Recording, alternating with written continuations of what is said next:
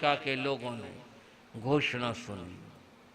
और कृष्ण महाराज की घोषणा है, अगर शराब कहीं मिल गई ना, भयंकर दंड मिलेगा। जिसके घर में जो थी शराब की बोतलें थी और कोई बर्तन भरे थे, ला ला करके सब के सब रख दिए गए, वहां पर डाल दिए गए। सब जगह पता करवाया, शराब लोगों ने छोड़ दी। और बंधुओं, उस शराब को जितनी वहां इकट्ठी हुई थी, गाड़ियों में भरवा करके कृष्ण ने कहा जंगल में ले जाओ। सारी शीशियां बर्तन तोड़ तोड़ के एक बड़ा गड्ढा खोदो और उसमें जाकर के उसको उंडेल दो, मिट्टी भर दो, खत्म कर दो। और ऐसा कर दिया गया। द्वारिका को शराब से मुक्त बना दिया गया। इधर ये प्रक्रिया चल रही है। अब उधर दूसरी प्रक्रिया और क्या क्या हो रही है वो भी आप सुन लीजिए। जब ये घोषणा द्वारिका में करवाई गई थी कि ये दीक्षा लेना चाहे दीक्षा ले ले, घोषणा करने वाला व्यक्ति राजमहलों के पास से गुजरा। महलों में रही रानियों ने भी बात सुनी कि ये घोषणा हो रही है, महाराज खुद कह रहे हैं कोई दीक्षा लेना चाहे तो मैं उसको आज्ञा देता हूं। हमारी भी बहुत भावना थी दीक्षा लेने की, रानियां कहती हैं। आपस में विचार विमर्श करने लगी। और जिनका जिक्र मैंने 10 प्राणियों का किया था, पद्मावती, गौरी, गांधारी, लक्ष्मणा, सुसीमा, जाम्बवती, सत्यभामा, रुक्मणी, मूल श्री, मूल दत्ता, 2 पुत्र वधवी, 8 ये महारानियां परस्पर में परामर्श करने लगे।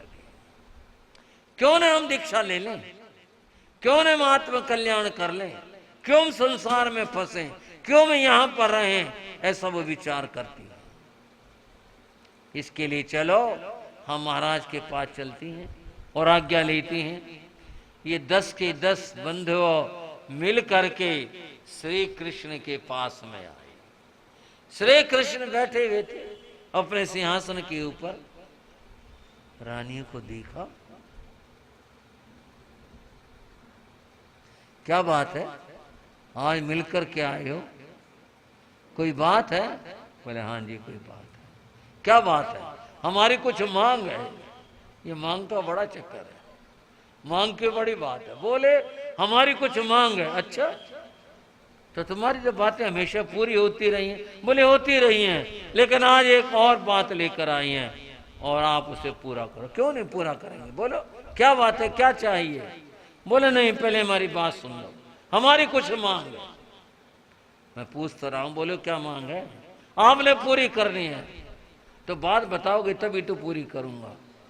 इन 10 ने कहा हम तो दीक्षा लेना चाहते। दीक्षा? हाँ महाराज दीक्षा लेना चाहते हैं। कैसे विचार बनाइए? भगवान की वाणी सुनी थी ना, तभी से मन था, लेकिन हम ये सोचते थे हमें आज्ञा नहीं मिलेगी। आपने घोषणा जो करवा दी ना, तो सबके लिए तो करवाई है।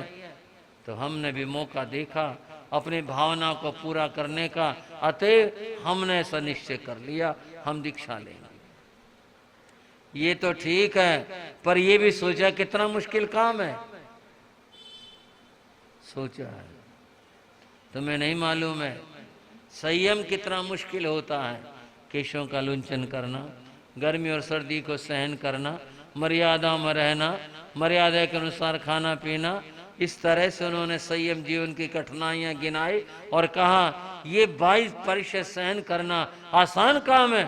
तुम हमेशा सुखों में रही हो, सुखों में पली हो, सुखों में तुमने जीवन बिताया है, तुम्हें क्या मालूम ये दुख क्या होते हैं। जब सहन करने पड़ेंगे तो पता चलेगा। संयम तो बहुत मुश्किल है। हमने सोच लिया, क्या सोच लिया? हम क्षत्राणी हैं, हम ऐसे कमजोर और कायर नहीं हैं जो आप सोच रहे हो कि हम कष्ट सहन नहीं कर पाएंगे। हम सब सहन करेंगे, हम संयम का पालन करेंगे, हम घबराते नहीं हैं, हम साधना करेंगे। अच्छा, इनमें तो बड़ी आज दृढ़ता दिखाई दे रही है। और कई बातें कही, सबने कहा नहीं हम सोच चुके हैं सारी बातें। हम संयम के कष्टों से घबराने वाले नहीं हैं। हमने तो निश्चय किया है संयम लेने का, और संयम लेकर आत्म कल्याण करने का हमने ये निश्चय किया। जब तुम्हारा ऐसा निश्चय है, तुम यही चाहती हो, तो ठीक है, फिर मेरी अनुमति, मेरी आज्ञा। कृष्ण महाराज ने आज्ञा प्रदान की और दीक्षा अभिषेक का जो कार्य होता है, शोभा यात्रा निकालना, मान सम्मान करना, वो सब किया गया। और इन सभी को ही इस तरह जुलूस के साथ में भगवान अरिष्णेमी के चरणों में लेकर के गए।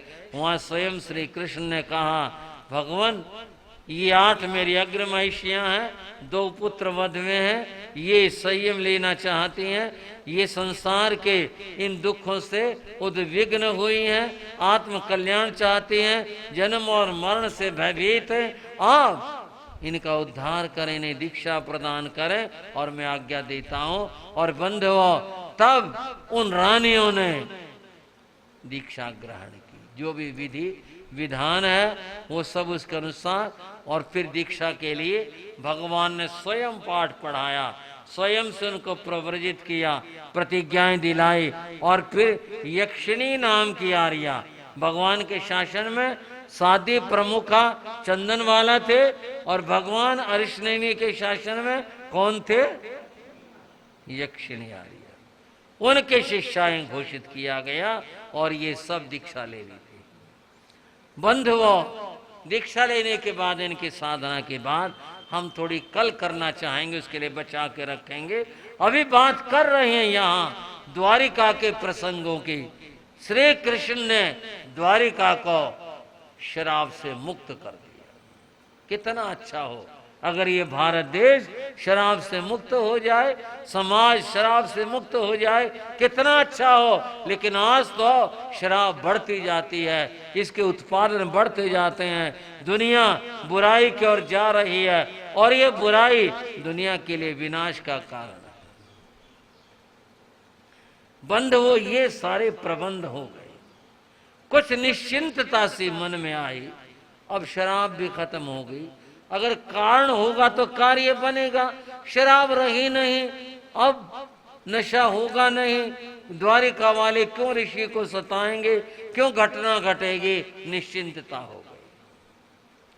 कुछ समय बीता। एक दिन वर्षा आई, बहुत तेज बारिश आई, और फिर द्वारिका के कुछ युवा, कुछ नौजवान, कुछ बच्चे उस बारिश में नहाते खेलते हुए द्वारिका से बाहर निकल गए और जंगल में चले गए। घूमते फिरते वहां चले गए कि जहां पर वो शराब दफन की गई। जिस गड़ा खोद करके बहुत शराब थे, सब तोड़ करके सारी वहां शीशियां बर्तन तोड़कर दबाए थे, शराब वहां बंद वो डाली गई थी, ऊपर मिट्टी दे दी गई थी। बरसात हुई तो बंद वो मिट्टी कुछ नीचे को बैठ गई, ऊपर गढ़ा सा हो गया, और उसमें पानी इकट्ठा हो गया। कैसे निमित्त बनते हैं। और उस पानी में शराब का नशा आ गया। अंदर मिट्टी में तो थी ना, शराब थी, समाई हुई थी, पानी के अंदर उसका नशा आ गया। वो घूमते फिरते वहां आए, उन्होंने कहा यहां तो कुछ अलग तरह की गंध आ रही है। ये शराब पीने वाले, पता इनकी भाषा क्या होती है आप कहोगे, हाँ जी तो है ही कुछ। यूं कहते हैं खुशबू लगाते हो,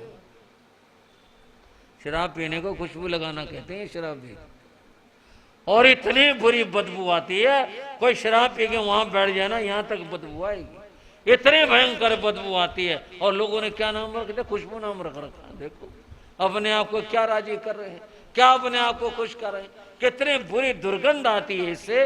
बंद हो, वो शराब की गंध आई, उनका पानी कुछ और तरह का है, और उन्होंने लिया और लेकर के वो पी लिया।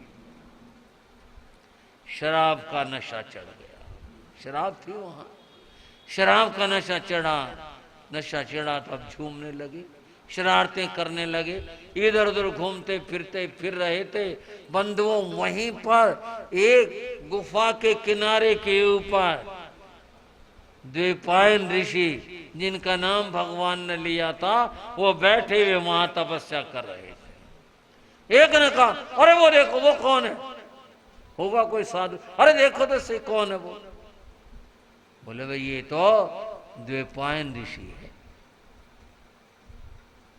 ये द्वैपायन ऋषि वही है जिसके बारे में यूं कहते हैं कि ये हमारी द्वारिका का नाश करेगा। ये द्वैपायन ऋषि हमारी द्वारिका का नाश करेगा।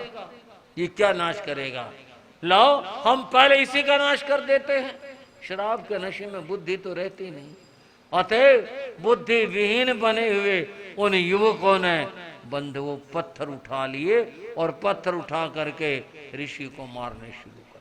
अब ऋषि सभी तो बेचारे जो भी होते प्राण रखते हैं, उनको वेदना होती, पीड़ा होती, चोट लगती। उन्होंने कहा, अरे भाई क्या बात है, मैंने तो तुम्हें कुछ नहीं कहा, मुझे पत्थर क्यों मार रहे हो? कौन सुने? वे तो पत्थर पर पत्थर फेंके जा रहे हैं, कभी कहीं लगता कभी कहीं लगता। ऋषि ने जो उनको समझाया कहा वह कुछ पंक्तियों में, मत डिगाओ संत के शुभ ध्यान को, मत डिगाओ संत के शुभ ध्यान को, फूंक डालो गाज में आसमान को, फूंक डालो गाज में आसमान को, मत डिगाओ संत के शुभ ध्यान को, मत डिगाओ संत के। जहर बरसे गा कहर बिछाएगा, जहर बरसेगा कहर बिछाएगा, देखना हर और तुम शमशान को, देखना हर और तुम शमशान को, फूंक डालो गाज में आसमान को, फूंक डालो गाज में आसमान को, मत डिगाओ संत के शुभ। संत का अपमान है भगवान का, संत का अपमान है भगवान का, फल मिलेगा पापी और शैतान को, फल मिलेगा पापी और शैतान। फूंक डालो गाज में आसमान को, फूंक डालो गाज में आसमान को, मत डिगाओ संत के शुभ ध्यान को, मत डिगाओ संत। पाप का घट फूटेगा चौराहे पर, पाप का घट फूटेगा चौराहे पर, होशियाएगा तभी इंसान को, होश आएगा तभी इंसान को फूंक डालो ज़मीं आसमान को, फूंक डालो ज़मीं आसमान को, मत डिगाओ संत के शुभ ध्यान को, मत डिगाओ संत। पत्थर बरस रहे थे, नशे में चूर द्वारिका के वे युवक और बच्चे ऋषि के ऊपर एक के एक बाद पत्थर फेंक रहे थे। ऋषि घायल हो रहे थे, खून बहना शुरू हो गया, सिर से, कंधों से, मुंह से, जहां से पत्थर लग रहे थे। उन्होंने बहुत समझाया, अरे ये तो बताओ मैंने तुम्हें कहा क्या है, तुम मुझे क्यों मार रही हो, बात क्या है, कौन सुने उनकी बात को। पत्थर दे पत्थर और पत्थर मारे जा रहे थे। ऋषि तपस्वी थे, अपने तप में थे, लेकिन कहते हैं चंदन ठंडा होता है परंतु उसको भी रगड़ने से आग लग जाती है। ऋषि को क्रोध आया और क्रोध में आकर के ऋषि ने कहा, अरे शैतानो, मैंने कहा तुम क्यों मार रही हो, पता है अगर मैं अपने तप का प्रयोग करूंगा मैं सब कुछ फूंक दूंगा, सब कुछ तुम्हारा नष्ट कर दूंगा, तुम्हारे को बर्बाद कर दूंगा। और वो हंस रहे थे, हाँ हाँ कर ले कर ले कर ले, जो तेरे से बनता हो कर ले। और पत्थर पर पत्थर मारे जा रहे थे। बंधुओं, अंततः ऋषि लाचार हो गए, उठ सकने में मजबूर हो गए, खून से लथपथ हो गए। उन्होंने एक ही बात कही, अगर मेरी तपस्याओं का कोई फल हो तो मैं इस द्वारिका के नाश का कारण